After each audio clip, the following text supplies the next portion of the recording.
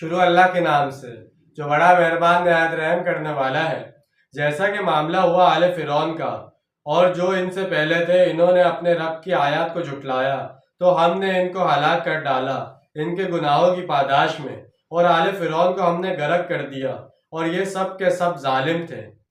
إِنَّ شَرَّ الدَّوَابِ عِندَ اللَّهِ الَّذِينَ كَفَرُوا فَهُمْ لَا يُؤْمِنُونَ۔ یقیناً بدترین چوپائے اللہ کے نزدیک یہی لوگ ہیں جو کفر کرتے ہیں اور ایمان نہیں لاتے۔